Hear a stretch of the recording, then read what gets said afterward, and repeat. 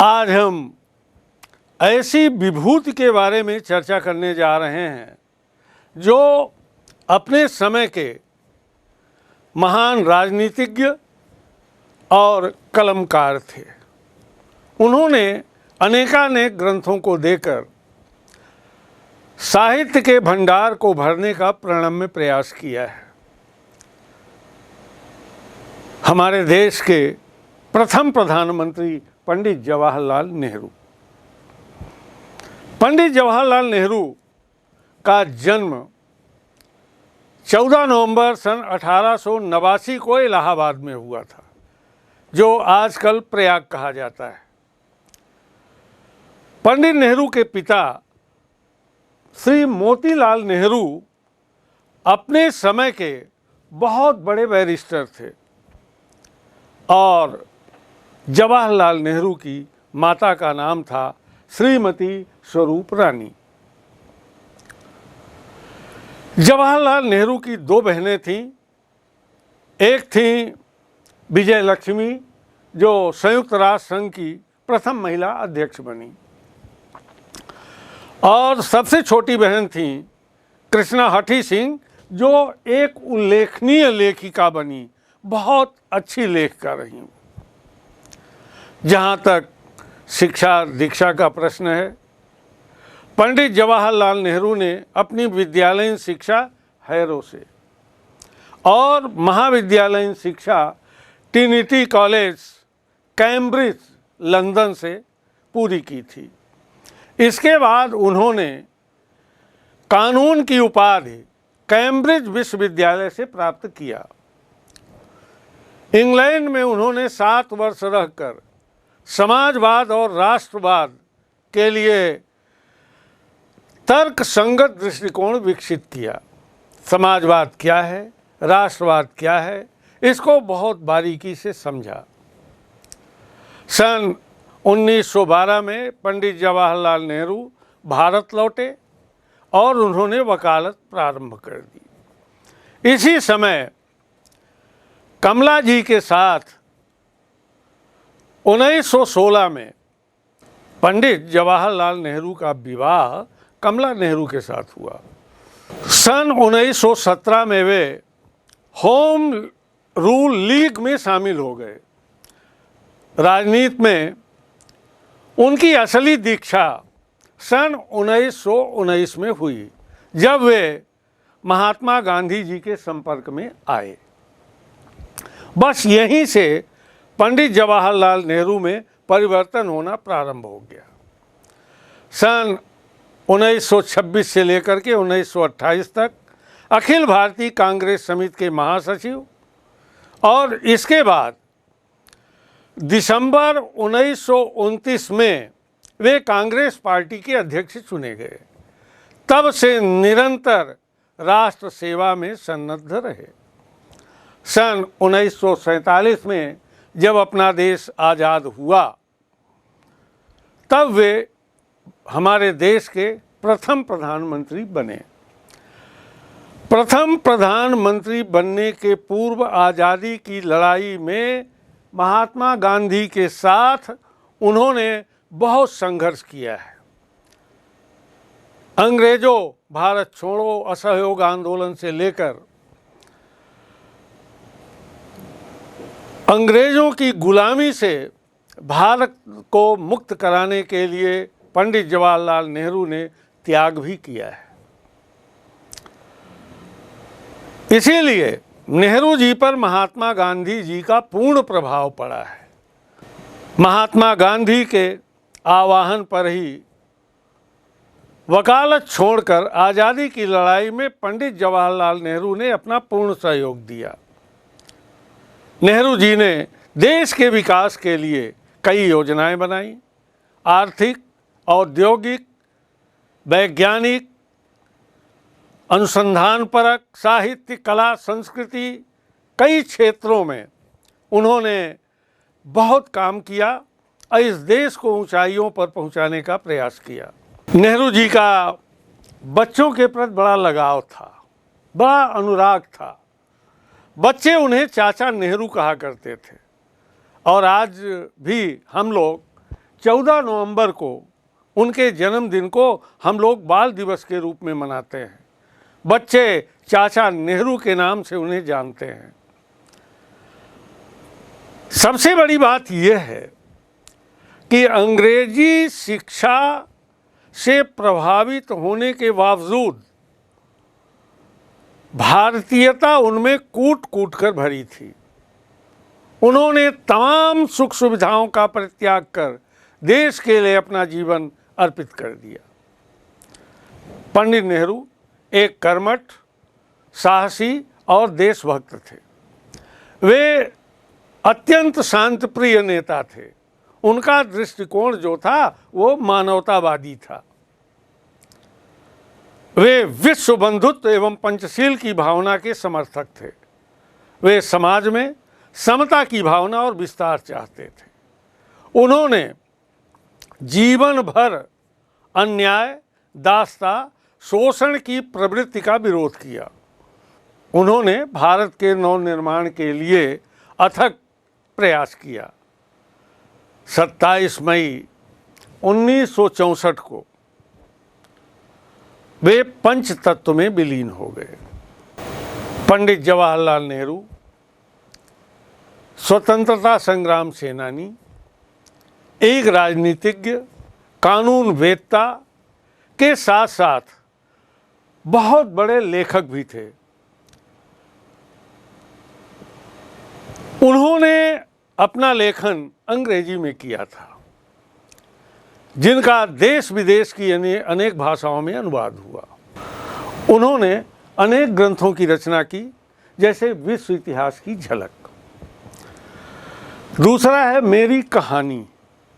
तीसरा है भारत की खोज। चौथा है पिता के पत्र पुत्री के नाम। यह श्रीमती इंदिरा गांधी जी के लिए जेल से लिखे गए पत्र हैं। इसमें वही इंदिरा गांधी जो हमारे देश की प्रधानमंत्री थीं। पांचवा ग्रंथ है इनका हिंदुस्तान की कहानी। स्वाधीनता और उसके बाद सातवां ग्रंथ है राष्ट्रपिता। आठवां है भारत की बुनियादी एकता। और नौवां ग्रंथ है लड़खड़ाती दुनिया। इसमें पंडित जवाहरलाल नेहरू की अनेक टिप्पणियां और भाषण लिपिबद्ध हैं। पंडित जवाहरलाल नेहरू का समग्र साहित्य अंग्रेजी में लिखा गया। आपके पाठ्यक्रम में संकलित आलेख भारत माता उनके ग्रंथ हिंदुस्तान की कहानी से लिया गया है। अंग्रेजी से हिंदी में अनुवाद श्री हरिभाऊ उपाध्याय जी ने किया है। इसमें पंडित जवाहरलाल नेहरू ने बताया है कि किस तरह देश के कोने कोने में आयोजित जलसों में जाकर वे आम लोगों को बताते हैं कि अनेक हिस्सों में बटा होने के बाद भी हमारा हिंदुस्तान एक है। इस अपार फैलाव के बीच एकता के क्या आधार हैं और क्यों भारत एक देश है जिसके सभी हिस्सों की नियति एक ही तरीके से कैसे बनती है, बिगड़ती है। इसी क्रम में लेखक नेहरू जी ने भारत माता शब्द पर भी विचार किया है और उनका निष्कर्ष है कि भारत माता की जय, यहाँ के करोड़ों करोड़ों लोगों की जय। अब यहाँ लाक्षणिक प्रयोग है। कहने की जरूरत नहीं है कि अपने छोटे आकार के बावजूद इस आलेख का कथ्य अत्यंत विराट और प्रस्तुतिकरण पैना है। अब पाठ में आए हुए जो अर्थ ग्रहण संबंधी जो हमारे अनुच्छेद हैं, मैं उन पर चर्चा करता हूं, जिससे कि यह पाठ आपकी समझ में पूरी तरह से आ जाए। पंडित नेहरू कहते हैं, अक्सर जब मैं एक जलसे से दूसरे जलसे में जाता होता तो इस तरह चक्कर काटता रहता होता था, तो इन जलसों में मैं अपने सुनने वालों से अपने इस हिंदुस्तान या भारत के संबंध में चर्चा करता। भारत एक संस्कृत शब्द है और इस जात के परंपरागत संस्थापक के नाम से निकला हुआ है। मैं शहरों में ऐसा बहुत कम करता क्योंकि वहाँ के सुनने वाले कुछ ज़्यादा सयाने थे और उन्हें दूसरे की किस्म की ग़िज़ा की ज़रूरत थी। लेकिन किसानों से, जिनका नज़रिया महदूद था, मैं इस बड़े देश की चर्चा करता जिसकी आज़ादी के लिए हम लोग कोशिश कर रहे थे और बताता कि किस तरह देश का एक हिस्सा दूसरे से जुदा होते हुए भी हिंदुस्तान एक था।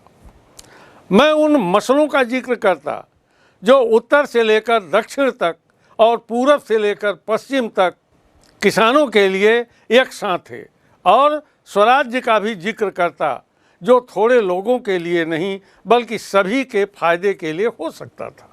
इस अनुच्छेद को समझने के लिए प्रश्नोत्तर के माध्यम से हम देखें। जैसे प्रश्न है, भारत का नाम कैसे पड़ा? पंडित नेहरू का मानना है कि भारत का नाम भारत के ही प्रसिद्ध वीर भरत के नाम से पड़ा। भरत राजा दुष्यंत और शकुंतला के पुत्र थे। वह परमवीर और पराक्रमी थे। भरत मूलतः संस्कृत भाषा का शब्द है। इस अनुच्छेद पर दूसरा प्रश्न बनता है कि नेहरू जी शहरों की अपेक्षा गांव वासियों से भारत माता की चर्चा क्यों करते थे? तो इसी अनुच्छेद से इसका उत्तर निकलेगा कि नेहरू जी शहर में रहने वाले लोगों से भारत माता की चर्चा नहीं करते थे। कारण कि नगरवासी समझदार थे, वे इन बातों को जानते थे। गांववासी किसानों का सोचने का ढंग थोड़ा सीमित था। वे केवल अपने गांव, जिले, प्रांत तक ही सीमित रहते थे, अतः उन्हें पूरे भारतवर्ष से जोड़ना अधिक आवश्यक था। इसलिए शहरों की अपेक्षा पंडित जवाहरलाल नेहरू गांव में जाकर के अपनी परिचर्चाएं किया करते थे। एक और इस पर प्रश्न बनता है कि नेहरू जी गांव वासियों से किन बातों की चर्चा किया करते थे? तो पंडित जवाहरलाल नेहरू गांव वासियों से अपने देश और आज़ादी की चर्चा किया करते थे। वे उन्हें बताते थे कि पूरा देश अनेक हिस्सों पर बटा हुआ है, फिर भी एक है। अनेकता में एकता ही हमारी संस्कृति की मूलभूत विशेषता है। सारे देश के किसानों से वे चर्चा किया करते थे। वे उनसे स्वराज्य की बातें भी करते थे और उन्हें बताते थे कि उसे पूरे देश को लाभ होगा जब हम स्वराज्य प्राप्त कर लेंगे। पंडित नेहरू का कहना है कि मैं उत्तर से पश्चिम में खैबर के दर्रे से लेकर धुर दक्षिण में कन्याकुमारी तक की अपनी यात्रा का हाल बताता और कहता कि सभी जगह किसान मुझसे एक से एक सवाल करें, क्योंकि उनकी तकलीफ़ें एक सी थीं और एक ही तरह का वो सवाल भी करते थे, यानी गरीबों, कर्जदारों, पूंजीपतियों के जो शिकंजे हैं, पूंजीपतियों के शिकंजों में जो जकड़े हुए हैं, ज़मींदार के महाजन, कड़े लगान और सूद, पुलिस के जुल्म, ये सभी बातें गुथी हुई थीं उस ढड्ढे के साथ जिसे एक विदेशी सरकार ने हम पर लाद रखा था और इससे छुटकारा भी सभी को हासिल करना था। मैंने इस बात की कोशिश की कि लोग सारे हिंदुस्तान के बारे में सोचें और कुछ हद तक इस बड़ी दुनिया के बारे में भी सोचें। मैं अपनी बातचीत में चीन, स्पेन, अबिसीनिया, मध्य यूरोप, मिस्र, पश्चिमी एशिया में होने वाले कशमकशों का जिक्र भी ले आता। अब इस अनुच्छेद पर प्रश्न बनता है कि पंडित जवाहरलाल नेहरू ने कहाँ कहाँ की यात्रा की और क्यों? पंडित जवाहरलाल नेहरू उत्तर पश्चिम में खैबर के दर्रे से लेकर धुर दक्षिण में कन्याकुमारी तक की यात्रा की थी। वह सारे देश के लोगों को स्वतंत्रता आंदोलन में भाग लेने के लिए प्रेरित कर रहे थे। दूसरा प्रश्न बनता है कि पंडित जवाहरलाल नेहरू किससे छुटकारा पाने की बात कर रहे थे। तो पंडित नेहरू जो हैं विदेशी शासन से छुटकारा पाने की बात करते हैं, जिसके कारण सभी का शोषण हो रहा था। आखिरी सवाल इस अनुच्छेद पर बनता है, किसानों के दृष्टिकोण में किस प्रकार का परिवर्तन लाना चाहते थे। तो पंडित जवाहरलाल नेहरू किसानों के दृष्टिकोण में व्यापकता लाना चाहते थे। वह कोशिश करते हैं कि लोग अपने देश के बारे में सोचें। इस तरह की वो चर्चाएं किया करते थे। वह उन्हें पूरे विश्व से जोड़ना चाहते थे। क्षेत्रीयता की भावना त्याग कर पूरे राष्ट्र के बारे में अपनी सोच विकसित करने की बात किया करते थे। पंडित नेहरू भारत माता आलेख में आगे कहते हैं, मैं उन्हें सोवियत यूनियन में होने वाली अचरज भरी तब्दीलियों का हाल भी बताता और कहता कि अमेरिका ने कैसी तरक्की की है। वह काम आसान न था, लेकिन जैसा मैंने समझ रखा था वैसा मुश्किल भी न था। इसकी वजह यह थी कि हमारे पुराने महाकाव्यों ने और पुराणों की कथा कहानियों ने, जिन्हें वे खूब जानते थे, उन्हें इस देश की कल्पना करा दी थी। और हमेशा कुछ लोग ऐसे मिल जाते थे जिन्होंने हमारे बड़े बड़े तीर्थों की यात्रा कर रखी थी, जो हिंदुस्तान के चारों कोनों पर हैं। या हमें पुराने सिपाही मिल जाते जिन्होंने पिछली बड़ी जंग में या धावों के सिलसिले में विदेशों में नौकरियां की थीं। सन 30 के बाद जो आर्थिक मंदी पैदा हुई, उसकी वजह से दूसरे मुल्कों के बारे में मेरे हवाले उनकी समझ में आ जाते थे। इस अनुच्छेद पर प्रश्न यह बनता है, पंडित जवाहरलाल नेहरू को कौन सा काम मुश्किल लगता था और वह आसानी से कैसे हो गया। पंडित जवाहरलाल नेहरू को किसानों को पूरे देश एवं विश्व के बारे में समझाना मुश्किल कार्य लगता था। यह कार्य सरलता से इसलिए हो गया क्योंकि ग्रामीणों ने महाकाव्यों एवं पुराणों में विभिन्न प्रकार की कथा कहानियाँ सुन रखी थीं, पढ़ रखी थीं, जिनमें पूरे देश का वर्णन आता था। कुछ ग्रामीण तो भिन्न स्थलों की यात्रा भी कर चुके थे। वो चारों कोनों में जो हमारे चारों धाम हैं, वहाँ तमाम उनकी यात्राएं हो चुकी थीं, जो देश के विभिन्न कोनों में फैले हुए हैं। दूसरी बात, भारतवासी अपने देश के महाकाव्यों रामायण महाभारत से अच्छी तरह परिचित थे। वे पुराणों की कथाओं से परिचित थे, जिनमें देश के विभिन्न स्थानों के नाम हैं। इन्हीं के माध्यम से पूरे देश की एक समझ रखते थे। कुछ देशवासी विभिन्न तीर्थों की यात्रा भी कर चुके थे। इनसे इसी ज्ञान एवं परिचय के कारण उन्हें देश के बारे में समझाना अधिक कठिन नहीं होता था।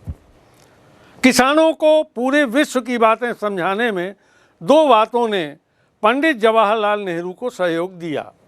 पहली बात, कुछ सिपाही बने किसानों ने, जो विश्व युद्ध में विभिन्न देशों की यात्राएं की थी, युद्ध के दौरान विदेशों में नौकरियां की थी।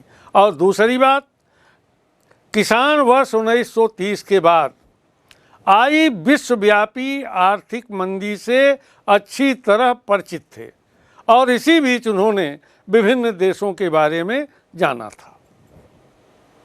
ये अगला परिच्छेद है भारत माता आलेख का। कभी ऐसा भी होता है कि जब मैं किसी जलसे में पहुंचता तो मेरा स्वागत भारत माता की जय नारे से जोर के साथ किया जाता। मैं लोगों से अचानक पूछ बैठता था कि इस नारे से उनका क्या मतलब है। यह भारत माता कौन है जिसकी वे जय चाहते हैं। मेरे सवाल से उन्हें कुतूहल और ताज्जुब होता था और कुछ जवाब न बन पड़ने पर वे एक दूसरे की तरफ या मेरी तरफ देखने लग जाते। मैं सवाल करता ही रहता। आखिर एक हट्टे कट्टे जाट ने जो अनगिनत पीढ़ियों से किसानी करता आया था, जवाब दिया कि भारत माता से उनका मतलब धरती माँ से है। कौन सी धरती? खास उनके गांव की धरती या जिले की या सूबे की या सारे हिंदुस्तान की धरती से उनका मतलब। इस तरह सवाल जवाब चलते रहते, यहाँ तक कि वे ऊब कर मुझसे कहने लगते कि मैं ही बताऊं। इस परिच्छेद पर भी कुछ प्रश्न बनते हैं। पंडित जवाहरलाल नेहरू ग्रामीणों से क्या प्रश्न पूछते थे और उनका क्या प्रभाव होता था? तो पंडित जवाहरलाल नेहरू ग्रामीणों से पूछते थे, भारत माता की जय नारे का क्या अर्थ है? ये भारत माता कौन है जिनकी जय चाहते हैं? पंडित नेहरू के प्रश्न से ग्रामीणों को हैरानी होती और वे एक दूसरे की तरफ या पंडित नेहरू की ओर देखने लग जाते। उनसे कोई जवाब देते नहीं बनता था। अगला प्रश्न बनता है कि सामान्यतः जो किसान थे नेहरू जी के प्रश्नों से क्यों ऊब जाते थे? वास्तव में सामान्यतः भारत माता की जय नारे के साथ लोगों द्वारा नेहरू जी का स्वागत करने पर नेहरू जी उनसे इस नारे व भारत माता की जय का अर्थ इत्यादि अन्य प्रश्न पूछा करते थे। ऐसे गंभीर सवालों का लोगों के पास उपयुक्त जवाब न होने के कारण वे ऊब जाते थे। अगला अनुच्छेद भारत माता आलेख से मैं इसकी कोशिश करता और बताता कि हिंदुस्तान सब कुछ है जिसे उन्होंने समझ रखा है, लेकिन वह इससे भी बहुत ज़्यादा है। हिंदुस्तान के नदी, पहाड़, जंगल, खेत जो हमें अन्न देते हैं, ये सभी हमें अजीज़ हैं, लेकिन आखिरकार जिनकी गिनती है वे हिंदुस्तान के लोग, उनके और मेरे जैसे लोग जो इस सारे देश में फैले हुए हैं।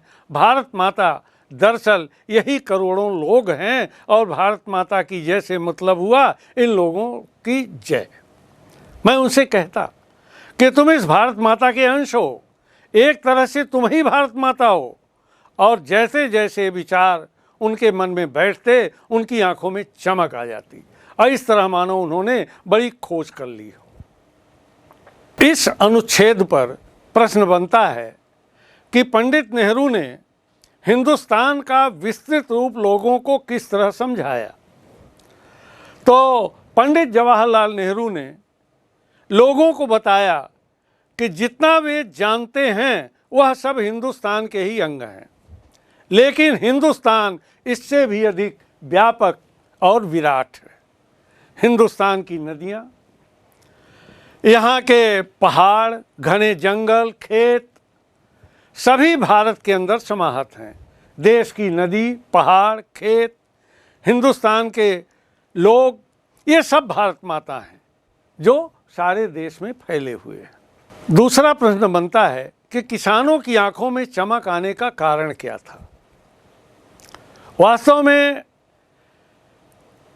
नेहरू जी किसानों को समझाते थे कि जब हम भारत माता की जय का नारे लगाते हैं तो भारत की नदियों, पहाड़ों, जंगलों, खेतों आदि के साथ साथ यहाँ के करोड़ों लोगों की भी जय करते हैं। किसान स्वयं को भारत माता का अंग जानकर अत्यंत खुशी का अनुभव करते थे। इसी खुशी के कारण उनकी आंखों में चमक आ जाती थी। इस अनुच्छेद पर अंतिम प्रश्न बनता है कि ये सभी हमें अजीज हैं। पंक्ति का क्या अर्थ होगा? जिस प्रकार जवाहरलाल नेहरू को हिंदुस्तान से अधिक लगाव था, उसी प्रकार अन्य भारतवासियों को भी हिंदुस्तान की चीज़ों से लगाव था। मुझे भी अपने देश से असीम लगाव है, प्यार है। मैं भी हिंदुस्तान की नदियों, खेतों, जंगलों, पहाड़ों, झरनों आदि को प्यार करता हूँ और इन सब से बढ़कर मैं अपने देश के करोड़ों लोगों से अधिक प्यार करता हूँ। आज़ादी से पहले भारत निर्माण को लेकर नेहरू के क्या सपने थे, क्या आज़ादी के बाद वे साकार हुए, इस पर हम लोग थोड़ी चर्चा करते हैं।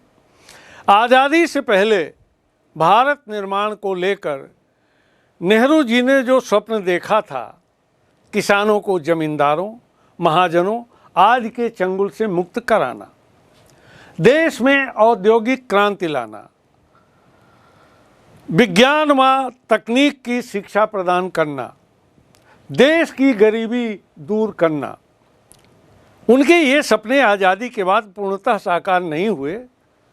सरकारी अनिच्छा, वोट की राजनीति आदि के कारण किसानों की समस्याएं पूर्णतः समाप्त नहीं हुई हैं। भ्रष्टाचार के कारण अब व्यवस्थित विकास हुआ है, उद्योग स्थापित हुए हैं, परंतु सीमित क्षेत्र में। गरीबी का यह भयावह रूप खत्म हो गया है। तो इस तरह से भारत माता आलेख में पंडित जवाहरलाल नेहरू ने हमारे भारत का नाम भारत कैसे पड़ा, यहाँ की सांस्कृतिक एकता और यहाँ की महत्ता का प्रतिपादन बहुत ही अच्छे ढंग से किया है। अब इसमें बच्चों कुछ शब्द आए हैं,